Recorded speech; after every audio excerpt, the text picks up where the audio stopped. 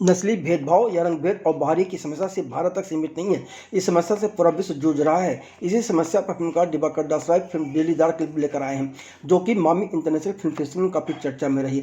अब वह बहुत जल्द इटालियन फिल्म फेस्टिवल में दिखाई जाने वाली है। यह फिल्म बतौर लेखक, निर्देशक व निर्माता दिवाकर दासराय की पहली फिल्म है। वह कुछ वर्षों तक थिएटर से भी जुड़े रहे हैं। दिवाकर दासराय ने बचपन से लेकर फिल्म डेलीदार बनाने तक की अपनी यात्रा व फिल्म को लेकर फिल्मी संगम चैनल संग लंबी बातचीत की। दिवाकर दास जी, फिल्मी संगम चैनल पर आपका हार्दिक स्वागत है। दिवाकर, मुझे ना कि ये फिल्मों के प्रति आपका चस्का कैसे लगा? जब मैं छोटा था, मतलब मैं बंगाली फैमिली से बिलोंग करता हूँ, तो काफ़ी आर्ट, कल्चर, म्यूज़िक, लिटरेचर इसमें काफ़ी रुचि थी सबको। तो म्यूज़िक में भी बहुत रुचि थी। बड़े होने के टाइम पे मैं सारे मेरे आसपास मेरे पेरेंट्स बहुत मूवीज़ देखते थे, तो मैं भी कभी कभार, मुझे भी अलाउड नहीं होता था देखना, लेकिन मैं छुप छुप के देखता था उनको। कभी मेरे माँ की गोद में बैठ के देखना, प्रिटेंडिंग टू बी अस्लीप। कभी मैं प्रिटेंड करता था कि मैं सो रहा हूँ, लेकिन मैं हाथों के बीच में से हमेशा देखता था कि फिल्म में हो क्या रहा है। भले ही वो मेरे समझ के बाहर हो, लेकिन मैं हमेशा इंटरेस्ट रखता था। उस टाइम पे वीडियो कैसेट बहुत चलते थे, और वीडियो कैसेट हर रोज़ जाके मैं एक बार वीडियो पार्लर तो घूम के आता ही था। कोई घर पे आए, कोई मामा, कोई अंकल आए, तो मैं ज़रूर उनको वीडियो पार्लर लेके जाता था कि एक बार मुझे वीडियो कैसेट दिला के दो। तो एक बहुत इंटरेस्टिंग कहानी है। मैं एक्चुअली अमिताभ बच्चन जी का बहुत बड़ा फ़ैन था। तो क्या हुआ कि एक बार हम दीवार पिक्चर देख रहे थे, और एंड में अमिताभ बच्चन जी के कैरेक्टर का डेथ हो जाता है। और उस टाइम पे हम लोग VCR पे देख रहे थे, जहां हम रिमोट से रिवाइंड कर सकते हैं। तो मेरा एक्चुअली वो फेवरेट चीज़ था कि मैं उसको रिमोट से रिवाइंड करके उनको जगा देता था, तो वो वापस रिवाइंड होके वो खड़े हो जाते थे। और मैं अपने मम्मी पापा को बोलता था, देखो कहाँ मरे हैं, वो तो जिंदा है अभी। तो I think somewhere down the line एक जो रुचि है चीज़ों के साथ प्ले करने का, वो बचपन से ही था, और उधर से ही ये डेवलप हुआ। तो आपने कब सोचा कि मुझे फिल्म बनानी चाहिए? सर, ये एक्चुअली क्या हुआ, मैं थिएटर स्कूल से कर रहा था। जब मैं बोर्डिंग स्कूल में था, तब से मैंने काफ़ी सारे प्लेस किए, और स्पेशली सैटायर का मुझे बहुत ही, यंग का मुझे बहुत पहले से ही बहुत ज़्यादा रुचि थी। मैंने ताजमहल का टेंडर, चरणदास चोर ऐसे प्लेस किए हैं। ताजमहल का tender is one of my favourites actually. तो उधर से आगे जाके मैं कॉलेज में भी मैंने थिएटर किया। तो कॉलेज में जब निकला, तब उसके बाद मैंने अगर प्रोफेशनल लाइन ज्वाइन करी, तब मैंने एडवर्टाइजिंग ज्वाइन करा, क्योंकि मुझे लगा कि उधर मुझे फिल्म्स लिखने को मिलेंगे, मुझे फिल्म्स बनाने को मिलेंगे।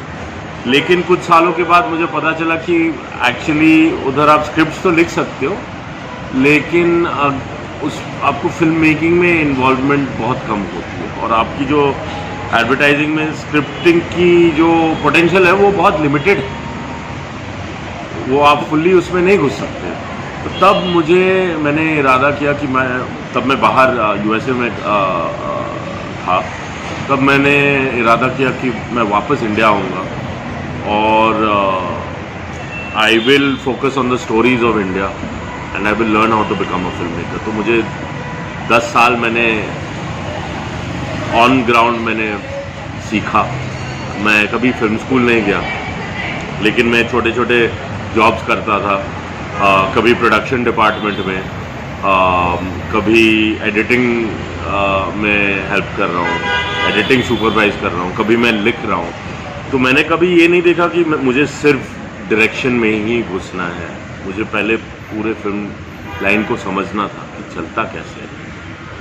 आपने बताया कि आप कुछ प्लेस भी आपने किए, कौन किस तरह के प्ले थे, उनके क्या नाम थे, कुछ बता सकें? मैंने ताजमहल का टेंडर किया है।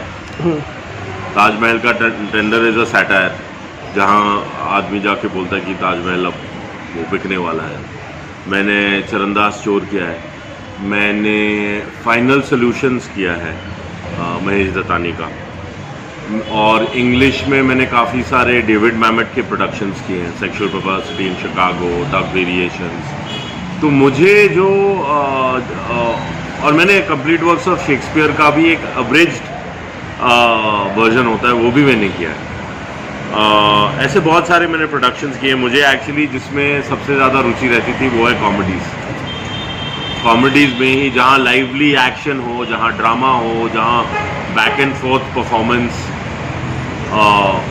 और ब्राइट कैरेक्टर्स हो, वो मुझे बहुत आकर्षित करते हैं और वही मैंने ट्राई किया फिल्म में। जब आप नाटकों के साथ जुड़े हुए थे तो कौन सी बात आपके दिमाग में सबसे ज़्यादा घर कर गई जो आज फिल्म बनाते समय मदद करती है? मेन जो चीज़ है, आप नाटक कर रहे हो या फिल्म, बट मेन जो चीज़ है वो है स्क्रिप्ट। स्क्रिप्ट एक बहुत ही सेक्रेट चीज़ है। टेक्स्ट जिसको आप बोलते हैं, अब टेक्स्ट को आप हज़ार तरीक़ों से पढ़ सकते हैं, समझ सकते हैं, डिलीवर कर सकते हैं, और यही मेन जो चीज़ है जो आपके हर परफॉर्मेंस को स्ट्रॉन्ग बनाएगी, या तो वो प्ले हो या तो वो फीचर फिल्म हो। मैंने बहुतों बार, मैं जब साइडलाइंस में प्रोडक्शन के काम वगैरह करता था तो मैं देखता था कि बड़े बड़े प्रोडक्शंस हो रहे हैं, 100 लोग आ गए हैं, कोई मतलब बड़े बड़े क्रेन्स ला रहा है, कोई ये ला रहा है, वो ला रहा है, केटरिंग इतनी बड़ी शादी वाली केटरिंग चल रही है। लेकिन मैं एक चीज़ नोटिस करता था कि डायरेक्टर जो है वो कहीं छुपा हुआ है सबके पीछे। 10-10 मॉनिटर्स लगे हुए हैं और पीछे कहीं डायरेक्टर बैठा है, 10-10 एडीज चल रहे हैं। कनेक्शन मुझे समझ में नहीं आता था कि कहाँ है कनेक्शन। वो जो प्ले और फिल्म का जो कनेक्शन है वो दिखता नहीं था मुझे, कि एक्शन कहाँ हो रहा है वो समझ में, वो छुप जाता था। वो एक नंबर 1 चीज़ थी। नंबर 2 चीज़ थी, काफ़ी बार मैं ये भी देखता था कि स्क्रिप्ट्स एक्टर्स को पता नहीं है स्क्रिप्ट क्या है। वो एंड मौके पे आके, लास्ट मोमेंट पे आके वो स्क्रिप्ट याद कर रहे हैं, डायलॉग्स पता नहीं है। कभी कभार ऐसे भी हो रहा है कि स्क्रिप्ट ख़त्म भी नहीं हुआ है कि लास्ट मोमेंट में आके, तो ये सब मुझे समझ भी नहीं आता। मैं साइड में बैठ के यही सब देखता था कि ये कैसे हो रहा है। तो आप जितना आप एफर्ट आप स्क्रिप्ट में घुसा सकते हो, एक तो मैं as a director I write my script, I want to write, मैं खुद अपनी स्क्रिप्ट लिखना चाहता हूँ, क्योंकि मुझे पता है as a director and as a producer आप एक स्क्रिप्ट आपको कितना बचा सकती है।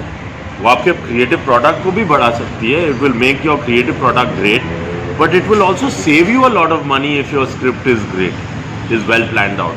क्योंकि स्क्रिप्ट बहुत एक पावरफुल चीज़ है आपके पास।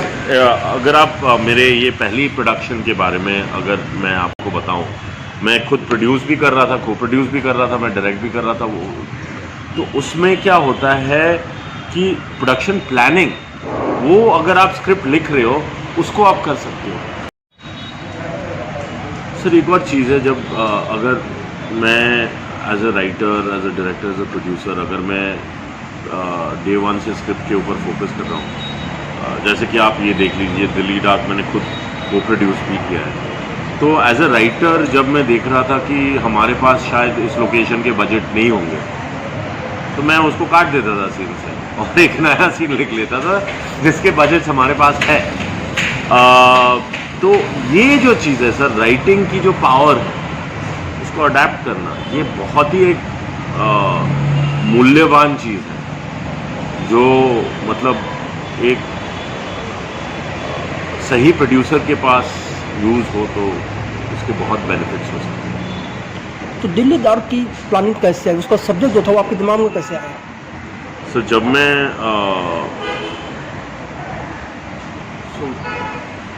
इंडिया की डाइवर्सिटी बहुत है, वो हमारी स्ट्रेंथ है, लेकिन वो हमारी वीकनेस कभी कभार बन भी जाती है। मैं जब पहली बार नॉर्थ इंडिया गया था, बोर्डिंग स्कूल हो गया था, तो मुझे लोग बहुत चिढ़ाते थे क्योंकि मेरा जो सांवला कलर था वो काफ़ी लड़कों से बहुत ही अलग था। तो वो मुझे काफ़ी दिनों तक मतलब मेरा नाम वो पड़ गया, वो काफ़ी ऐसे नाम, रोचक से नाम आप समझ ही सकते हो जो मुझे बुलाते थे, और ये मतलब काफ़ी सालों से चला। कुछ लोग अभी भी मुझे उन नामों से, मेरे क्लोज दोस्त मुझे उन्हीं नामों से पुकारते हैं। लेकिन एक जो चीज़ है सर, जब मैं बाद में दिल्ली में गया तब मैं देखने लगा कि ये जो अफ्रीकी वगैरह हैं उनके साथ ट्रीटमेंट जो होता है वो और भी गलत होता है। और ये जो हमारी सोसाइटी में है, रंग के ऊपर जो एक भेदभाव करने की जो टेंडेंसी है, वो बोलते तो हैं कि जोक है, सीरियस नहीं है, लेकिन ठेस बहुत पहुंचाती है लोगों को, और उसके पीछे कोई कारण है। अब ये पीछे का कारण आप देख लो, या तो हम एक टाइम पे हम स्लेव्स ही थे ब्रिटिशर्स के, राइट? तो जो अमेरिका वगैरह में हो रहा था वो इंडिया में भी हो रहा था। हमें भी ब्रिटिशर्स वो नीग्रो वगैरह, ब्लैक, ये सब बुलाते ही थे, राइट? तो ये जो रेसिज्म है वो बहुत झट से हम भूल गए, और ये हमारे दिमाग में, लेकिन ये चलता रहा है कहीं ना कहीं, और ये पास डाउन होता गया कि गोरा होना चाहिए, गोरे बनिए, गोरा आदमी चाहिए, गोरी लड़की चाहिए, तो हर चीज़ में एक हायरार्की बनता गया। और ये अगर आपके सामने भी ना दिखे, पीछे तो छुपा हुआ एक चलता ही रहता है।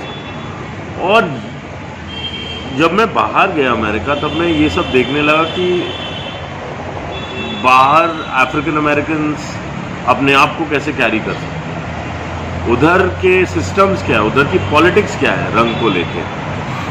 क्या मैं एक इंडियन उधर जाके अपने आप को काला बोल सकता हूँ? अगर मैं अपने आप को काला बोलूँ तो शायद दूसरे आदमी बोले कि नहीं, आप काले नहीं हो, लेकिन शायद एक अफ्रीकी आदमी, अफ्रीकन अमेरिकन आदमी अगर मुझे काला बोले तो हाँ, मैं काला हूँ। तो ये जो सिचुएशन है ये बहुत ही कॉम्प्लेक्स है, जबकि एक साउथ एशियन कलर आइडेंटिटी जो है वो आज तक क्लियर नहीं हुआ है, वो आज तक क्लियर नहीं हुआ है, और इसी को मैं बाहर लाना चाहता था, इसी चीज़ को। तो ये कहानी तो मेरे दिमाग में काफ़ी सालों से चल रही है, लेकिन इसको करेक्टली प्लेस करना, क्योंकि ये एक चीज़ के बारे में नहीं है, ये सिर्फ एक अफ्रीकी लड़के के बारे में नहीं है। This story is about every person in India who feels like an outsider. So हमारा जो ये अफ्रीकी सेंट्रल कैरेक्टर है, he is a representation of an outsider in India. और वो आउटसाइडर मैं भी हो सकता हूँ, क्योंकि लोगों ने मुझे बोला कि यार तू हमारे जैसा गोरा नहीं है। वो तीसरा भी हो सकता है जो जिसके खाना पकाने से बदबू आती हो और उसके पड़ोसी आके बोले कि तू इधर वो खाना नहीं बना सकता। तो यही है, और इसी को एक लाइट तरीके से बताने की इच्छा थी, और इसी वजह से आया। क्या ये माना जाए कि जब आप हॉस्टल में पढ़ रहे थे, आपके साथ जो कुछ हो रहा था, उसी वक्त से आपके दिमाग में था कि मैं कभी फिल्म बनाऊँ तो इस पर जरूर बनाऊंगा? सर, मैं एक मेरा सीनियर था, ठीक है, वो तो मेरे पीछे बहुत पड़ता था, सबके सामने कॉन्स्टेंटली एक ही चीज़, ब्लैक की, ये सब तो बोलता ही था। एक सीनियर तो मुझे बहुत ही इरिटेट करता था। तो मुझे याद है, मैं वापस अपने घर मतलब अपने रूम लौटता था, तो मैं एक दिन मैंने ऐसे भी लिखा इसके बारे में कि मैं इसको पीट दूंगा, ये मुझे ब्लैक की बोलता था, तो पीट दूंगा। तो ये ऑब्वियसली क्या है ना, लिटरेचर जो है, आर्ट फॉर्म जो है, ये एक नेचुरल, मुझे एक बचपन में भी मुझे लगता था कि हाँ, मेरी जो फ्रस्ट्रेशन है वो मैं उसके साथ डील कर पा रहा हूँ। तो यही है सर, शायद सबकॉन्शियसली जो बड़ा होके मैंने ये फिल्म बनाया, ये एक मैच्योर होके ये बन गया। लेकिन आप ये देखेंगे तो सिक्किम हो, मिजोरम हो, मेघालय, यहाँ से भी जब लोग दिल्ली में या मुंबई आते हैं तो उनके साथ ही भेदभाव होता है, तो फिर आपने अफ्रीकन क्यों लिया? सर, अफ्रीकन मैंने इसीलिए लिया बिकॉज ये एकदम एक ऐसा सिंबल है सोसाइटी में कि आप इंडिया में कहीं भी चले जाओ, पहले वो हमेशा आउटसाइडर उसको एक जो कैटेगराइजिंग होता है ना, फॉर एग्जांपल आप देख लो कोई गोरा आदमी आए, वाइट स्किन, तो उसको उसके पीछे लोग पड़ जाते हैं फोटो खिंचवाने के लिए। ये होता था कि नहीं? करेक्ट। हाँ, स्पेशली छोटे गांव में जाओ, ये सब गांव इलाकों में तो लोग आके, अफ्रीकी लोग आ जाएं, उनके पीछे हंसी मजाक शुरू हो जाता है, क्योंकि एक ये शायद हमारा ही कनेक्शन है। मैं कभी कभार राजस्थान के अंदर के गांवों में भी गया हूं, जहां बच्चे मेरे पीछे आ गए कालू कालू कालू कालू कालू कालू कालू कालू करते हुए। एक चीज है, ये हमारे अंदर एक ये जो कालेपन के पीछे हमारी जो एक फैसिनेशन है, ये मुझे लगा कि बेस्ट रिप्रेजेंट कर सकता है एक अफ्रीकन तो इन न्यू दिल्ली। दूसरी भी चीज है, there are other aspects. India में अफ्रीकन हिस्ट्री है। हम जब अपनी हेरिटेज के बारे में, हम अपनी डाइवर्सिटी के बारे में देखते हैं, हम सिर्फ सोचते हैं कि normally Indian tribes, castes, creeds, but आप सिद्धीज के बारे में अगर आप, it's an African tribe that came to India 800 years ago, 800 सालों से वो है अफ्रीकी, लेकिन वो तो है इंडियंस, राइट? तो ये भी एक एंगल था हमारे हिस्ट्री में भी ये सिद्धीज जो आके जो बस गए, काफ़ी कोर्ट्स में इन लोगों ने जाके, वो मलिक अंबर वगैरह, इन लोगों ने they became very powerful warriors, generals. कुछ लोग किंग्स भी बने, छोटे छोटे टेरिटरीज के किंग्स भी बने। तो ये मतलब अफ्रीकन ओरिजिन लोग हैं जो इंडिया में आके, मतलब जिन्होंने छोटे छोटे इलाकों पे रूल भी किया। ये सब एक बहुत इंटरेस्टिंग मुझे लगा कि इन सब चीज़ों को, थीम्स को कनेक्ट करना, एक African protagonist would be able to connect it best, जिससे हम अपनी हिस्ट्री को समझ सकें। So that African person is the character is a way of us understanding ourselves. मेरी as a writer, मेरे दिमाग में एक ही क्वेश्चन आ रहा था कि मैं एक अफ्रीकन आदमी के बारे में लिख रहा हूँ, am I qualified to do so? क्या मुझे हक बनता है, मेरा हक बनता है? और इसी को मैंने यूज किया अपने राइटिंग प्रोसेस में, जहां मैंने देखा कि the perspective is not of the protagonist. जो हमारी पर्सपेक्टिव है वो है Delhi, it's a third person perspective, it's our perspective as Indians. तो दिल्ली ही क्यों, मुंबई क्यों नहीं, कलकत्ता क्यों नहीं? दिल्ली एक शहर है जिसे मैं बहुत अच्छी तरह से जानता हूँ, at least I think I know. ये दिल्ली एक ऐसी शहर है जहाँ इतिहास बहुत बड़ा पड़ा है। It's a rich city, it's culturally, I have lived there for 14 years, तो मुझे पता है, मैं उसे अपना शहर मान सकता हूँ। हिंदी मैंने अच्छी तरह से बोलना सीखा दिल्ली में, तो मेरे बोलने के ढंग भी थोड़े बहुत, मतलब it's from Delhi only. And Delhi is such an interesting city because Delhi में फिलोसॉफिकल एक लेयर है जो आसानी से एक्सेस हो जाता है, लेकिन इतने आसानी से एक्सेस होता है कि आदमी इसे भूल जाता है। तो ये मैं अपने फिल्म में दिखाना चाहता हूँ कि Delhi is rich spiritually, but ये आपके आंखों में ये सुंदरता से नहीं आती है, ये भड़ाक से आ जाती है आपको फेस पे।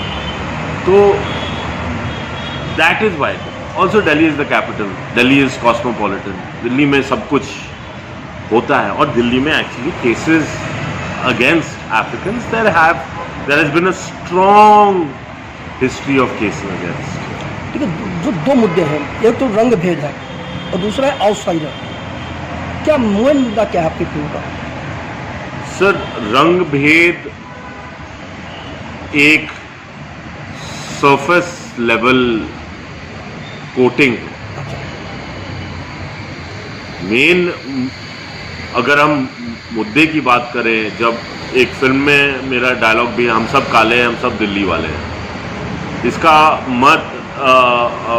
मीनिंग यही होता है कि हम सब में कुछ ना कुछ, हम सब humans, we are all humans, और हम सब एक ही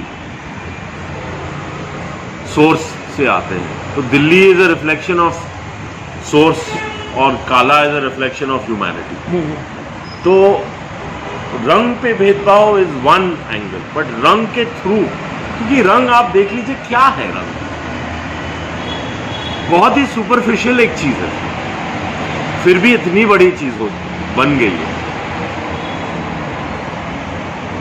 सो अगर ये इतनी सुपरफिशियल चीज से इतना सब कुछ बन गया है, राइट, तो what is the meaning of it all? The meaning is not, माने मेरी जो इंटेंशन है, रंग सिर्फ एक लेवल है, main thing is overall acceptance. कहीं ना कहीं ये जो रंग भेद है या आउटसाइडर्स वाली बात मुद्दे आते हैं, वहाँ पॉलिटिक्स भी इन्वॉल्व होती है, क्या उसकी बारे में फिल्म कुछ कहती है? Sir, I think before politics what becomes important is human essence. I think हम सब, I think politics is more a creation of society, but before that comes interpersonal relationships. अगर आपके सामने एक दूसरा आदमी है और आपके अंदर से उसके अगेंस्ट कुछ फीलिंग आ रही है, ये पॉलिटिक्स नहीं हो सकता, पॉलिटिक्स डिक्टेट नहीं करती, इट्स इंटरपर्सनल। अगर मुझे आपसे प्रॉब्लम है, आप क्या खा रहे हो, या आप कौन से ड्रेस पहन के घूम रहे हो, या आप दिखते कैसे हो, ये किसी पॉलिटिशियन तो बता सकता है, लेकिन डिसीजन लेने वाला आप so it's more interpersonal than anything else. लेकिन आपको नहीं, 2014 के बाद ये खान पान, इन सारी चीज़ों को लेकर कुछ ज़्यादा ही भेदभाव होने लगा है। Sir, I think internet has kind of accentuated this. आप हर चीज़ के ओपिनियन को लेके देखो। आजकल आप, मुझे तो अब याद भी नहीं है कि 2014 के पहले इंटरनेट कैसा था, कैसा नहीं था, बट अगर आप देखें तो आजकल आप कोई भी ओपिनियन रख लो, 10 लोग आपके पास झगड़ने वाले आ ही जाएंगे। तो ये सब एक डिजिटलाइज जो हो गया है मीडिया, उसके वजह से ये हर चीज़, आदमी ओपिनियन नहीं रख सकता, ओपिनियन रखने के पहले ही 10 लोग आ जाएंगे अटैक करने के लिए, राइट? तो इसीलिए even more important in today's day and as कि हम इंटरपर्सनल देखें। जब भी हम मैक्रो चले जाएं, क्योंकि आपके पास दिमाग है, मेरे पास दिमाग है, मुझे पता है क्या सही है, आपको पता है क्या सही है, तो main thing is that it is more interpersonal. उसके बाद आप सोसाइटी में जाइए। तो ये जो अपील है सर, ये फिल्म का जो अपील है वो पूरा इंटरपर्सनल ही है। Want to create lovable characters. At the end of the day आप देखिए जितने भी हमारे फिल्म में जो विलन कैरेक्टर भी दिखाए गए हैं, उनको भी हमने प्यार से दिखाया, क्योंकि मेन जो है, हर आदमी के अंदर एक ह्यूमैनिटी होती है जिस तक पहुंचना डिफिकल्ट होता है, लेकिन पॉसिबल है। आपकी फिल्म की कहानी संक्षिप्त में क्या है? सर, फिल्म की कहानी संक्षिप्त में यही है, एक अफ्रीकन बंदा है, वो दिल्ली में पढ़ाई कर रहा है और उसे एक नौकरी चाहिए। He wants to settle in Delhi, ठीक है, लेकिन उसे नौकरी मिल नहीं रही है, तो उसे साइड में अपने कुछ इलीगल वो चीज़ें करता है, लेकिन मेन जो उसे चाहिए वो उसे एक सिटीजनशिप चाहिए और उसे नौकरी चाहिए। That is the main. Film के कलाकारों का चयन किस हिसाब से किया आपने? Sir, heavy casting. पहले मैंने देखा एक्चुअली सैमुअल रॉबिन्सन जो है, जिसने मेन कैरेक्टर का रोल निभाया है, उन्होंने एक पहले Malayali film, hit film Sudani from Nigeria, उसमें काम किया था। That was a critical and a commercial success. वो बॉक्स ऑफिस में भी हिट गई थी, बाद में नेटफ्लिक्स वगैरह में, प्राइम में आई थी। गीतिका विद्या जो हैं, जो फीमेल लीड में हैं, उन्होंने नेटफ्लिक्स में एक बहुत ही सक्सेसफुल फिल्म की थी, Soni, which was about a Haryanvi police officer, जो जिनके लिए उनको बहुत अवार्ड्स वगैरह भी मिला था। उसके बाद उन्होंने अनपॉज्ड वगैरह किया। Now she has some very big releases coming up. तो हमारे जो चयन का बेसिस लेकिन फेसेस नहीं थे, हमारे चयन का जो बेसिस था वो प्योरली परफॉर्मेंस। क्योंकि मेन जो चीज़ है, हमने छोटे से छोटे रोल के लिए जिनके पास एक एक डायलॉग भी था उनके लिए भी हमने बहुत हैवी ऑडिशंस किए हैं। तो हमारा यही है कि performance should be the key. Film देख के तो कोई दर्शक बाहर निकलेगा, उसके दिमाग में क्या बात रह जाएगी? पहले तो सर ये लाइट कॉमेडी है, उनके दिमाग में यही आना चाहिए कि मुझे इसने बोर नहीं किया, नंबर 1। करेक्ट। नंबर 2 उसको ये आना चाहिए कि यार ये तो मेरे दिमाग में हमेशा आता था ये बात, लेकिन मैंने कभी इसे एक्सप्रेस नहीं कर पाया। बात तो ये सही है, और हंसते हुए वो चले जाए और वो सोच ले। तो बाकी जब सर मैं प्रीच नहीं कर सकता, मैं प्रीच करने में विश्वास भी नहीं रखता। हम एक दूसरे के साथ कम्युनिकेट करते हैं। मेरे कुछ सवाल हैं सर, सैटायर जो है वो सवाल पूछने का तरीका होता है। करेक्ट। उस सवाल का अर्थ खुद मेरे पास नहीं है आंसर, तो मैं इस पर सवाल ही पूछूंगा and the audience will answer. You know, if they have the answer in their heads वो आएगा। उसके बीच में अगर हम इसे लाइटली समझ सके, that is my main objective. आपकी फिल्म कई इंटरनेशनल फिल्म फेस्टिवल में गई है, वहाँ लोगों ने क्यों पसंद किया, क्या रिएक्शंस मिले? सर अभी वो इंटरनेशनल प्रीमियर में जाएगी। अच्छा। तो टैलेंट में अभी तक, लेकिन हमारे